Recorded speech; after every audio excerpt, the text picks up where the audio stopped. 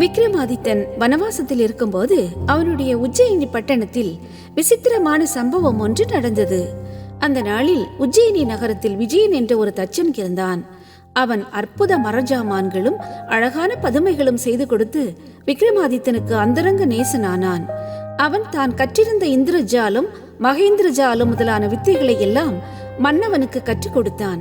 அதற்கு பதிலாக விக்ரமாதித்தனும் தான் கற்றுக்கொண்ட கூடு விட்டு கூடு பாய்கிற வித்தையை அவனுக்கு கற்றுக் கொடுக்க ஆசைப்பட்டான். அப்பொழுதே மதியோகியான பட்டி, மன்னர் பெருமானே, தங்களுடைய அரச போகத்தை அனுபவிக்க ஆசைப்படுபவர்கள் இந்த அவனியில் பலர் உண்டு. அதனால் கூடு விட்டு கூடு பாயும் வித்தையை மட்டும் தாங்கள் எவருக்கும் கற்றுக் கொடுத்தலாகாது. அதிலும் அந்த தச்சனுக்கு அதை கற்பித்தலாகாது. கூடா நட்பால் தீமைதான் விளையும் என்று எச்சரித்தான். ஆனால் அப்பொழுது விக்ரமாதித்தன் அதை பொருட்படுத்தவில்லை. மன்னவனிடமிருந்து கூடு விட்டு கூடு பாயும் வித்தையை கற்றுக்கொண்ட தச்சனோ அரசனின் உடலுக்குள் புகுந்து அரச போகத்தை அனுபவிக்கவும் அந்தப்புற பத்தினிகளின் அழகை ரசித்துக் கொண்டே இருக்கவும் ஆசைப்பட்டு அதற்கான சமயத்தை எதிர்நோக்கி காத்திருந்தான்.